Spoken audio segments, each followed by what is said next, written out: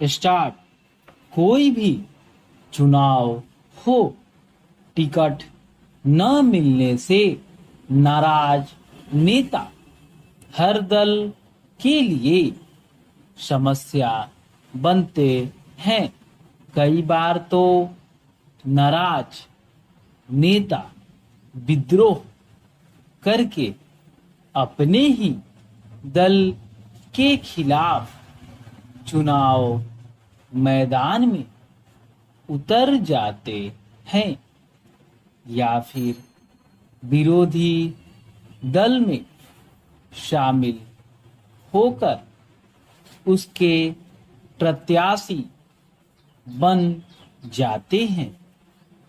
कभी कभी वे दल में रहते हुए भीतर घात भी करते हैं। इस पर आश्चर्य नहीं कि कर्नाटक विधानसभा चुनाव के लिए भाजपा की ओर से अपने प्रत्याशियों की पहली सूची जारी करते ही असंतोष के स्वर सुनाई देने लगे।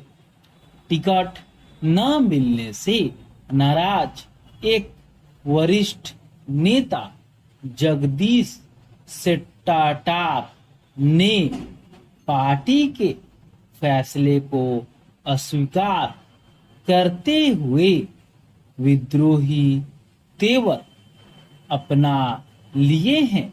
एक अन्य नेता लक्ष्मण सावदी ने पार्टी की प्राथमिक सदस्यता छोड़ने की घोषणा कर दी है। एक अन्य वरिष्ठ नेता ईश्वरप्पा ने संन्यास लेने की घोषणा कर दी है। उनके कई समर्थकों ने भी भाजपा छोड़ने का फैसला किया है। चूंकि भाजपा ने 52 नए चेहरों को चुनाव मैदान में उतारा है, इसलिए यह तय है कि जिन विधायकों का टिकट कटा है उनमें से कई बगावत की राह पर जा सकते हैं। दूसरी सूची सामने आने पर कुछ और नेता असंतुष्ट के रूप में उभर आए तो हैरानी नहीं। भाजपा की तरह कांग्रेस में भी सब कुछ ठीक नहीं। उसके भी कई नेता टिकट न मिलने से नाराज हैं। जहां एक नेता ने कांग्रेस छोड़कर जनता दल सेक्युलर में जाने की घोषणा कर दी है, वहीं कुछ अन्य ने कहा है कि वह अपने समर्थकों से मिलकर फैसला लेंगे। वे या तो दूसरे दलों में शामिल होकर चुनाव लड़ने की कोशिश करेंगे या फिर निर्दलीय उम्मीदवार के तौर पर अपनी किस्मत आजमाएंगे।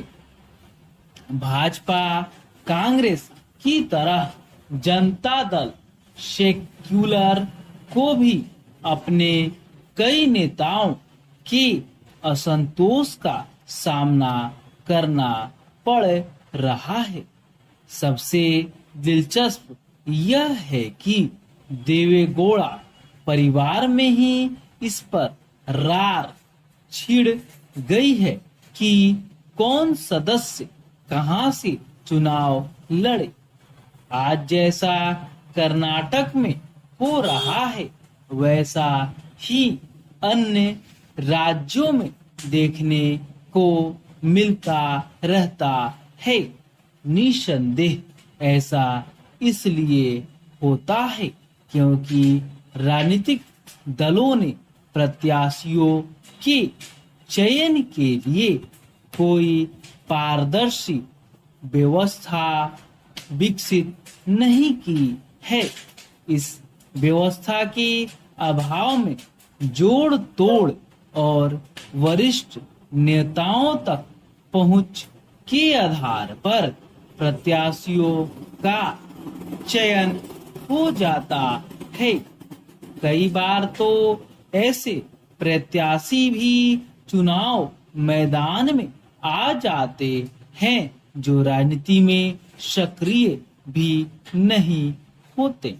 इनमें मुख्यतः नौकरशाह होते हैं। राजनीतिक दल आंतरिक लोकतंत्र की चाहे जितना दुहाई दे, सच यह है कि वे यह स्पष्ट करने में असमर्थ रहते हैं कि किसी प्रत्याशी का चयन किस आधार पर किया गया और किसी का टिकट कटा तो किस कारण।